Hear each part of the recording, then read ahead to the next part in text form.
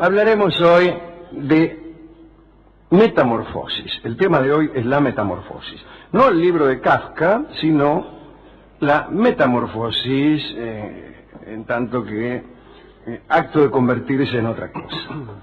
Es un tema que siempre interesó a los antiguos, me refiero a este que ustedes acaban de saludar. Y sigue interesando, ¿eh? Sí, sí. Todos los poetas griegos se han fijado en la metamorfosis. Se me ocurre el ejemplo de Ovidio, si no fuera porque no era griego, sino romano. Pero su libro se llama precisamente Las Metamorfosis y tiene como 500 casos, por no decir 300. Ahí está Plutarco, ahí está el mismo Homero. Siempre hay metamorfosis en los mitos griegos, donde cuando en una dificultad dramática resulta difícil la resolución, se recurre a la metamorfosis. Por ejemplo, hay un conflicto, se llega a un punto ciego. El violador acorrala a su víctima, o las desgracias familiares han acorralado a un héroe y cuando parece que ningún camino es bueno o es posible, el autor del mito recurre a la metamorfosis. La señorita amenazada por un violador se convierte en una caña. El héroe acorralado se hace constelación.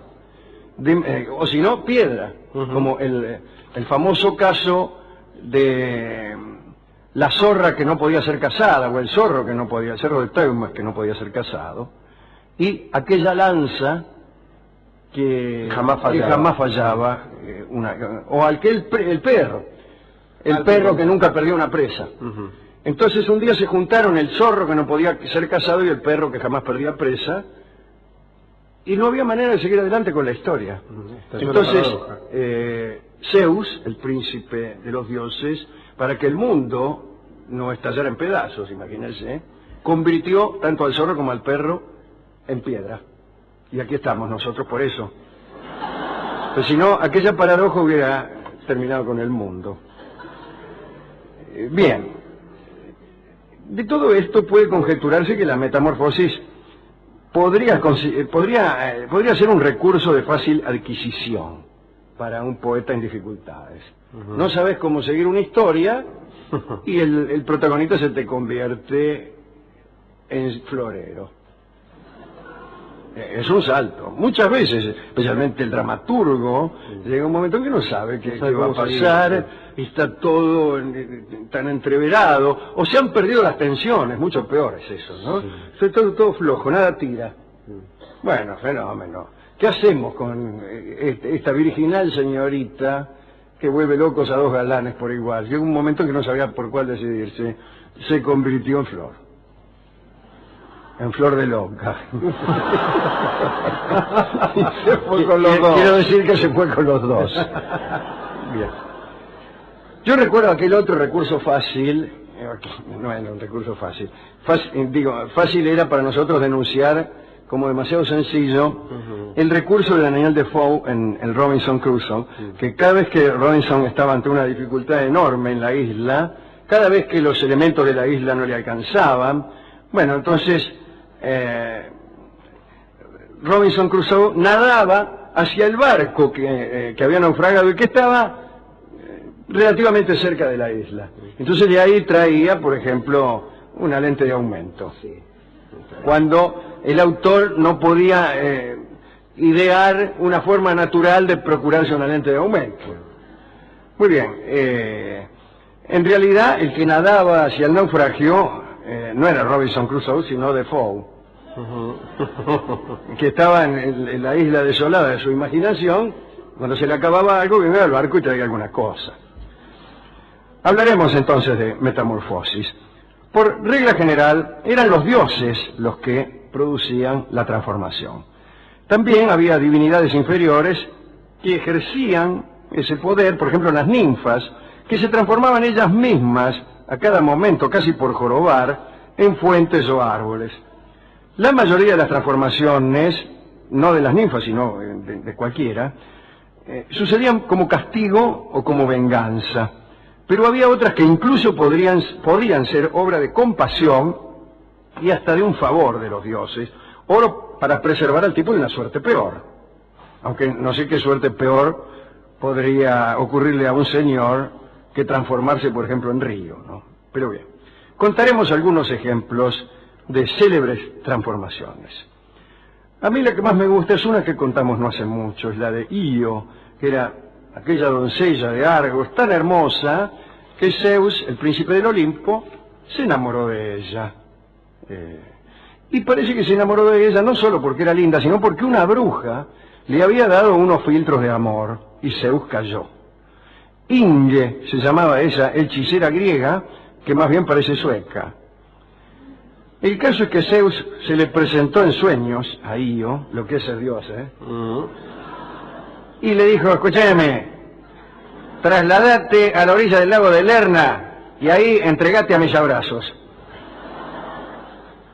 Lo que es tener poder, lo que es ser el príncipe de los dioses para no tener que andar esperando minas a la salida del laburo.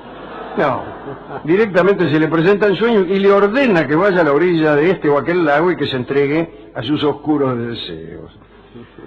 Pero la muchacha le contó el sueño al padre, que es lo peor que debe hacer una muchacha. Dice: mira lo que soñé, papá. Dice: me soñé a Zeus y me decía esto y aquello. No, decime bien lo que te decía, dijo el padre. No me vengas con esto y aquello. Decime bien. Cuando oyó esto y aquello ya sospechó el padre, porque cada vez que la hija decía esto y aquello, esto era lo peor y aquello peor aún. Ya tenía varios nietos a causa de la interacción entre esto y aquello.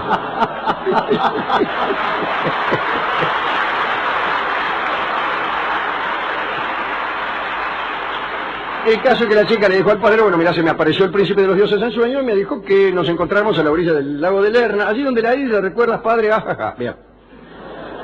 El padre, antes de tomar ninguna decisión, fue a consultar al oráculo de Delfos, porque así éramos los griegos de científicos en nuestro pensamiento.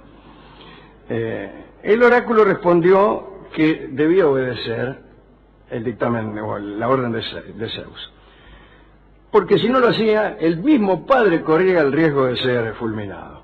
Entonces el viejo, más rápido que el ligero, le dijo: anda. El caso es que Zeus se unió finalmente a la doncella, por no decir otra cosa, y Hera, la mujer de Zeus, empezó a sospechar la aventura. Dijo: parece que este anda con una, ¿no? Como Zeus advirtió las sospechas de Hera, tuvo la siguiente idea para disimular. Llamó a la muchacha y la transformó, aquí la metamorfosis, en una ternera blanca. Lo que es tener poder. Ahora bien, Hera, que era muy suspicaz, ¿no?, vio a la ternera y le dijo a Zeus: sí, dice, ¿vos realmente no tenés amores con esta ternera?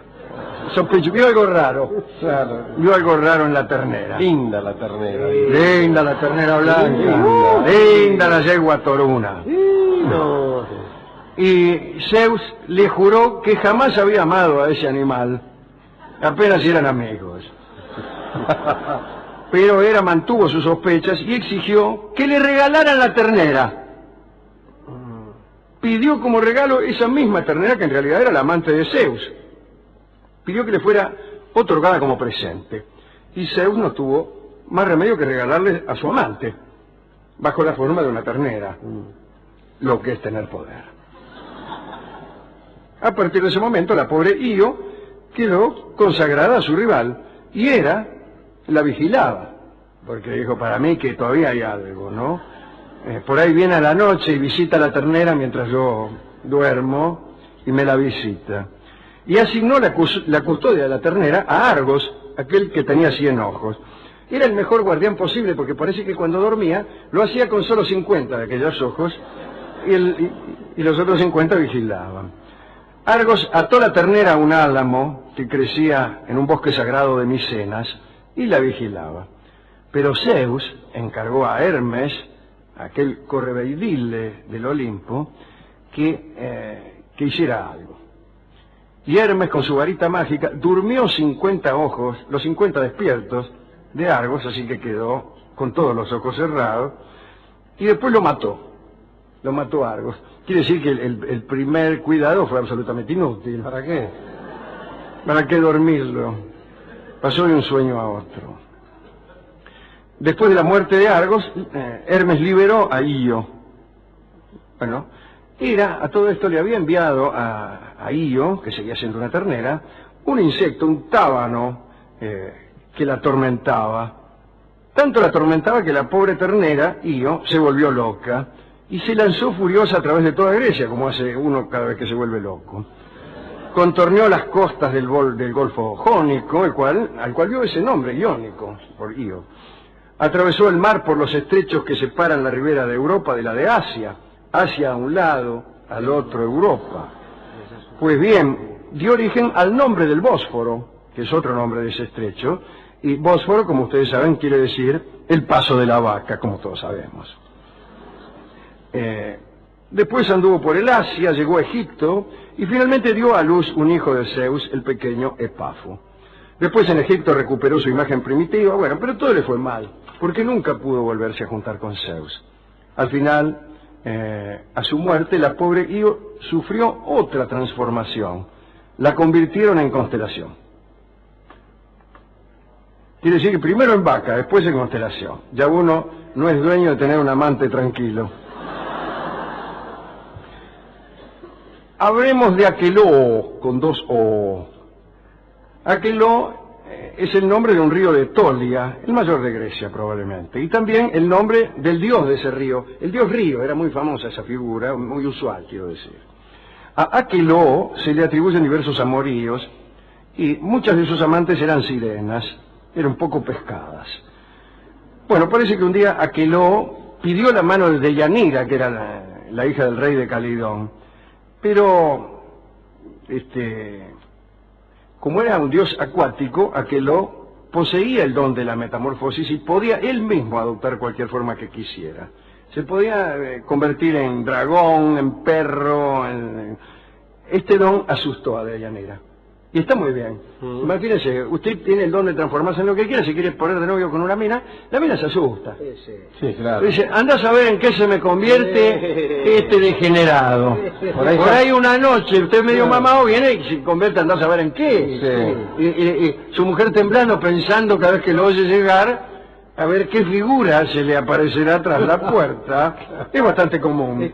Más común de lo que suele creerse. Imagina el despertar, Alejandro. Sí, pregunta, ¿con quién me casé? Como tantos de nosotros. Bien.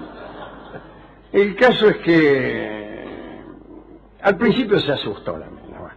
El caso es que Deyanira no deseaba tener un marido tan incómodo, y cuando Heracles se presentó en la corte del rey y pidió también la mano de Deyanira, ella, puesta a elegir, lo eligió a Heracles. Y Aqueloo se molestó mucho. Y desafió a Heracles a una lucha. Es puro celoso. Estaba un poco loco. Dice, así que vos te vas a quedar con la Deyanira, ¿eh? Vamos a luchar a ver quién es menos, dijo. Y Heracles aceptó y empezó el combate. Y Aqueloo utilizó todos sus recursos. Y durante la lucha se transformó en toro. Y dijo, bueno, ahora va. Pero Heracles le arrancó un cuerno. Y Aqueloo se rindió. ¿Me entiende? ¿Vio qué rara es esta historia?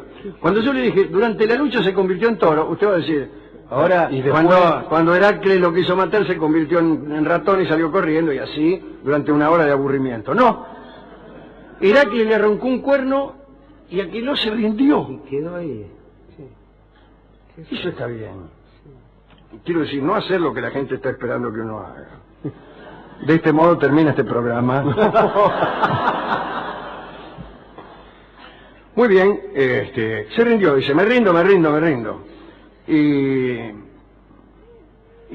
Pero le reclamó su cuerno. Dice, me rindo, casate con Deyanira, pero eso sí, devolveme el cuerno, le dijo. Y Heracles le devolvió el cuerno, pero Aqueloo le regaló a Heracles otro cuerno. Un cuerno que él tenía, que era un cuerno de la cabra Amaltea, que había sido la nodriza de Zeus. Y en ese cuerno había flores, frutos, alimentos, riquezas, y uno la sacaba del interior del cuerno, pero nunca se terminaba. Y el famoso cuerno de la abundancia, la cornucopía. ese cuerno que está en los afiches de las lecherías. Hay otra ninfa, Leuce la Blanca, que fue transformada en circunstancias extrañas. Era muy hermosa y Hades, el rey del infierno, se enamoró de ella y la raptó y se la llevó al infierno, que es lo peor que te puede pasar, que se te enamore justo un tipo que vive en el infierno. ¿Dónde te va a llevar? Te voy a llevar para mi casa. ¿De dónde? En el infierno. Leuce vivió ahí en el infierno como amante de Hades, pero como no era inmortal, un día murió, y se murió. Y Hades, para eternizarla, la transformó en un álamo blanco, que parece que ubicó en los Campos Elíseos. Es evidentemente esta es una fábula tardía y mal construida, fíjese. ¿Dónde van las almas cuando se mueren, sino a los Campos Elíseos? En el infierno no se puede morir. Morir en el infierno es como un énfasis innecesario, ¿no?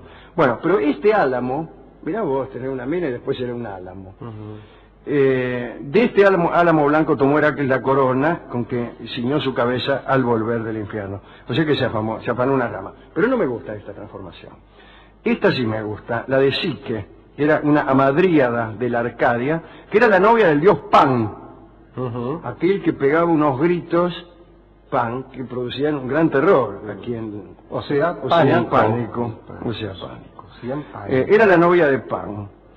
Él la persiguió y en el momento en que la estaba por alcanzar, tal como hemos insinuado al principio de esta charla, la mina se transformó en Caña, en Diego Caña, el técnico del Tigre. Ah, no, como Caña, no, se transformó en Caña. Y como el viento al soplar hacía gemir las cañas, el dios Pan, que se encontró con un cañaveral, no sabía cuál caña era la mina y cuál no. Pero tuvo la idea de unir las cañas y aprovechar el paso del viento por la boca de las cañas y unir cañas de distinto largo. Distinto tamaño. ¿Y qué inventó? La siringa. La flauta de Pan. ¿No? La flauta de Pan, justamente, que suena... La del afilador. Eso.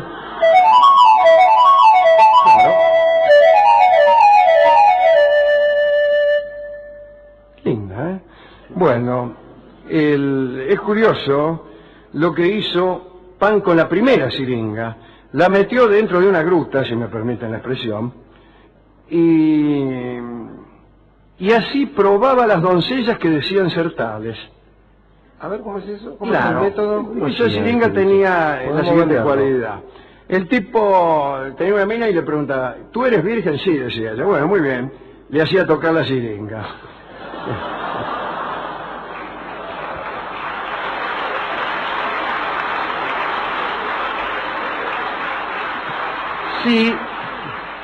Si la chica era pura, se oía un sonido melodioso.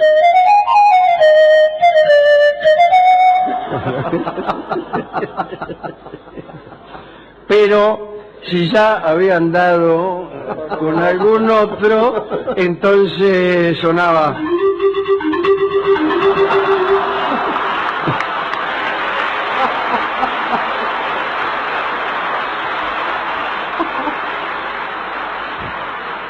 Y Pan se daba cuenta, y no sé qué hacía después, porque qué sentido tiene tener en más o en menos una dama según cómo suene la siringa. Claro. Pero no, eso sí, según si haya andado con otro.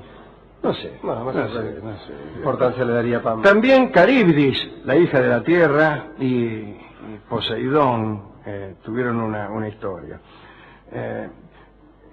Poseidón era el papá de esta chica, de Caribdis. Y un día, comía mucho Caribdis. Comía toda clase veía algo y se lo comía. Pero un día se comió todas las ovejas de Heracles. Error, que muchas veces uno ¿por qué puede ser eso? Por ansiedad, ¿no? Por gula. No, pero ansiedad, a veces uno cuando está deprimido se come 3 o 4 ovejas y ya es otra cosa, se le pasa. Bueno, un día Caribdis se comió las ovejas de Heracles y Zeus la castigó fulminándola y precipitándola hacia el mar, y allí se convirtió en un monstruo horrible. 3 veces al día absorbía agua de mar en cantidades industriales, ¿Y qué explica esto? La marea, muchachos. ¿Por qué se produce la marea? ¿Por qué baja y sube el nivel del mar? Porque Caribdis, cumpliendo con la maldición de Zeus, ingiere tal cantidad de agua de mar que el nivel del agua baja. Tenía Caribdis otra compañera, Escila. Escila y Caribdis salían siempre juntas. Una vez trataron de matar a Ulises, pero se salvó. Bueno, para terminar, digamos algo acerca de Selemno y la ninfa Argírea. Ella estaba enamorada de un joven y hermoso pastor. Los pastores griegos hacían cualquier cosa menos cuidar ovejas. Siempre eran jóvenes y hermosos.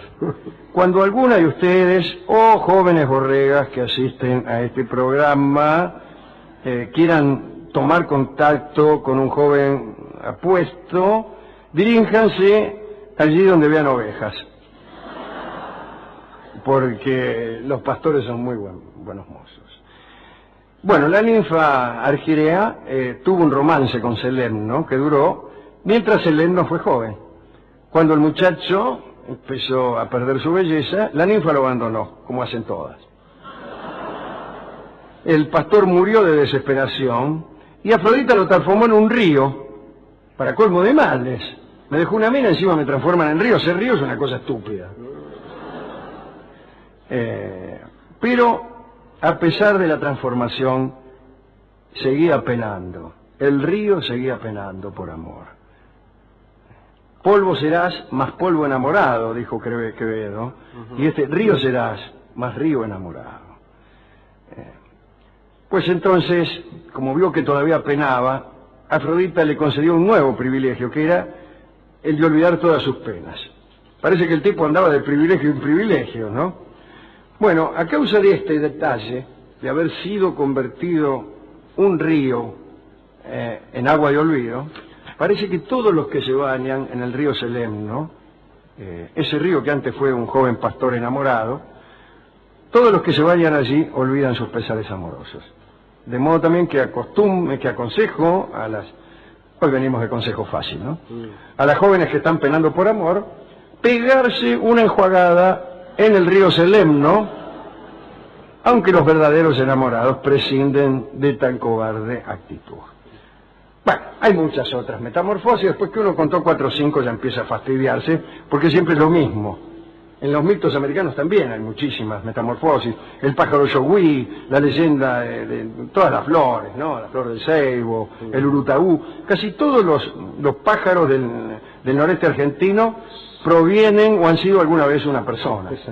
Una persona que por una caída o por un mal de amores o por un favor o castigo divino vienen a convertirse en flores, en pájaros, etc. Bueno, yo creo que en cierto modo todos nosotros padecemos muchas veces, y lo peor es sin saberlo, sin darnos cuenta, nuestra propia metamorfosis. Éramos unos chicos de 10 años y somos estos grandulones que están aquí, sentados. Y esta no es una metamorfosis pequeña, es gigantesca. Creo que no hay que olvidar lo siguiente. Hemos dicho algunas veces esto. Una verdadera metamorfosis implica el recuerdo de haber sido otro. ¿Qué son esos ruidos? ¿Son truenos? Se ha alargado el llover. ¿Están los del patio?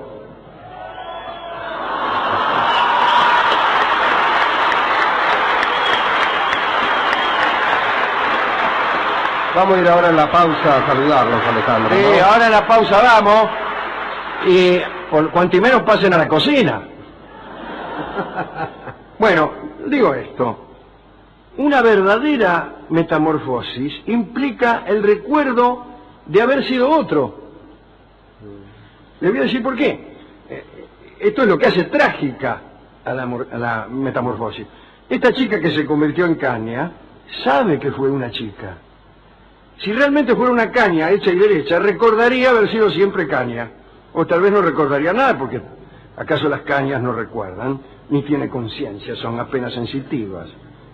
Así que hay como una cierta trampa en estas metamorfosis de las que hablamos. Son incompletas. Son incompletas porque la constelación recuerda haber sido héroe, el río recuerda haber sido pastor. Entonces, si recuerda eso, es que no es completamente río. El verdadero río, un verdadero río, recuerda haber sido siempre río o no recuerda nada. Pero ¿qué pasa si se da una metamorfosis completa? Es que es inoperante.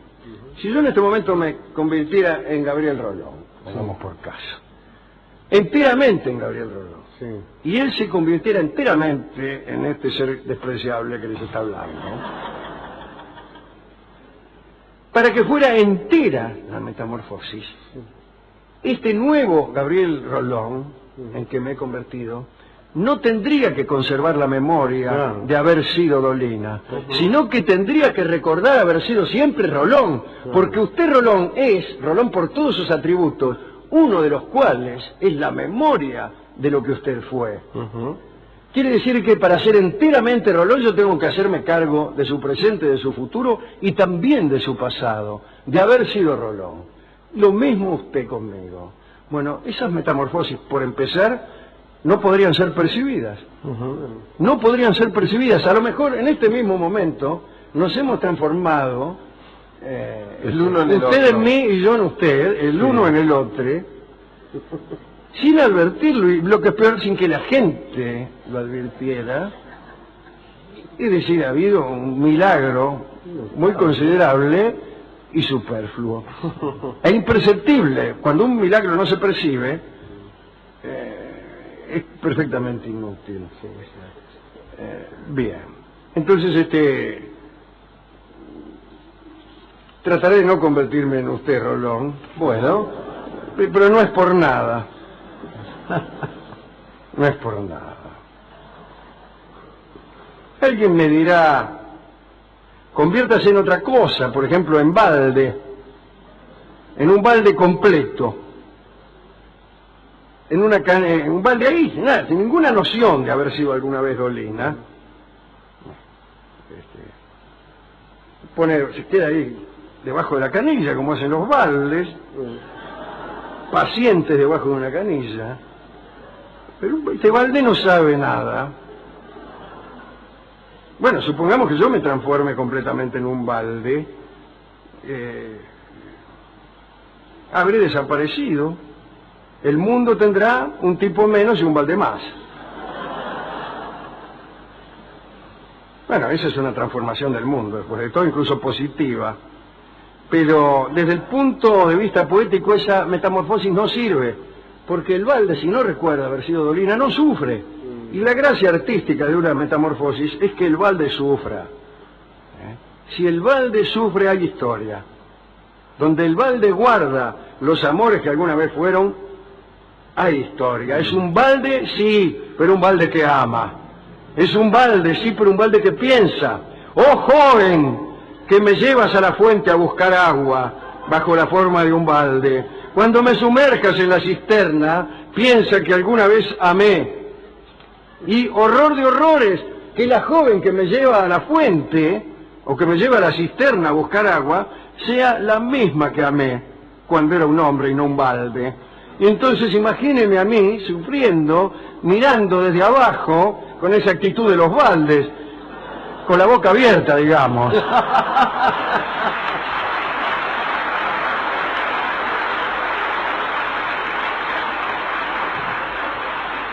Sufriré mucho, hasta podría ocurrir que su nuevo novio se lavara las patas en mi propio interior. ¡Qué humillación! No, sí. El nuevo novio lavándose las patas en el interior de uno mismo, que además es un balde. Sí. Con todo esto comprenderá que nuestra vida puede ser desgraciada, pero no tan mala como lo es el objeto de esta visión. Bueno, provocar falsas sensaciones de optimismo debe ser el objeto de esta visión. Algo está ocurriendo afuera, se ve que alguien se ha convertido en un balde.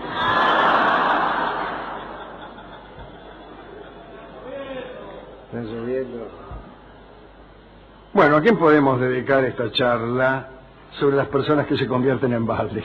Bueno, déjeme dedicar esta charla, Alejandro, a la ninfa Eco, que tuvo una metamorfosis fatal, se transformó en un efecto sonoro. En un fenómeno sonoro, claro. Qué curioso eso, ¿no? Y que Eco sí recordaba haber sido quien era, y recordaba su amor por Narciso, y lo seguía por ahí. Así que para ella, este recuerdo, y también, ya que hoy lo hemos nombrado al amigo Camero, para Nazareno Cruz, aquel personaje que se convertía en lobo.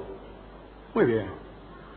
Bueno, hemos ido a la discoteca y se sintió muy impresionado el discotecario con este último episodio, a saber, la posibilidad de que un enamorado se transformara en balde y que fuera acarreado casi con desdén por su propia enamorada. Y nos dio un tango que se llama Ahora no me conoces, que es lo que el balde va pensando. Ahora no me conoces es un tango que antes se escuchaba mucho más y que oiremos en una versión inusual, que es la de Libertad Lamarque, una vieja versión del tango Ahora no me conoces, compuesto en atención a los baldes que añoran sus épocas de enamorado. Adelante.